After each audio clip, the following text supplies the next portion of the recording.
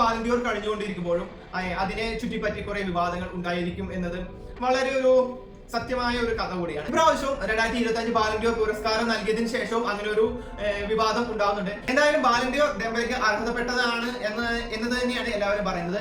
അതിനെക്കുറിച്ചല്ല ഈ ഒരു വിവാദം വന്നിരിക്കുന്നത്. ബാലൻഡിയോറിലെ റാങ്കിങ്ങിനെ കുറിച്ചാണ് ഇപ്രാവശ്യത്തെ ഈ നടക്കുന്ന വിവാദങ്ങൾ ഉണ്ടായിരിക്കുന്നത്.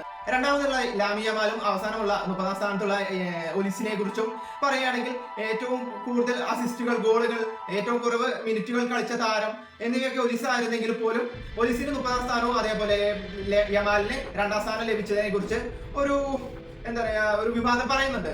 റഫീഞ്ഞ യമാലിനെക്കാട്ടും ഏറ്റവും മികച്ചൊരു പ്രകടനം പുറത്തെടുത്ത താരമാണെന്ന് പലരും പറയുന്നു. അതിപ്പോൾ സത്യമാണെന്ന് പലർക്കും തോന്നിയിരിക്കാം. കാരണം അടിച്ച ഗോളുകളുടെ ആണെങ്കിലും അടിച്ച അസിസ്റ്റുകളുടെ ആണെങ്കിലും മികച്ച പ്രകടനം നടത്തിയതിന്റെ പേരിലാണെങ്കിലും ഒക്കെ റഫീനിയയ്ക്ക് മികച്ചൊരു സീസൺ ആയിരുന്നു കഴിഞ്ഞ സീസൺ ബാർസലോണയിൽ കടന്നുപോയത്.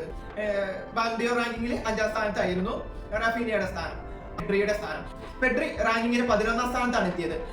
മികച്ച ബാർസലോണയിൽ റഫീനിയെ പോലെ തന്നെ മികച്ചൊരു സീസൺ പടുത്തുയർത്താൻ പെഡ്രിക്ക് സാധിച്ചിരുന്നു. എന്നാൽ ഈ ഒരു റാങ്കിങ്ങിൽ 11ാം സ്ഥാനത്തേക്ക് തള്ളപ്പെട്ടത് എന്തുകൊണ്ടാണെന്ന് മനസ്സിലാവുന്നില്ല. എന്തായാലും ഇപ്രാവശ്യത്തെയും ആ ഒരു ബാലൻഡിയോറും അതിനെ ചുറ്റിപ്പറ്റിയുള്ള വിവാദങ്ങളും വീണ്ടും ഇപ്പോഴും പുകഞ്ഞുകൊണ്ടിരിക്കുകയാണ്.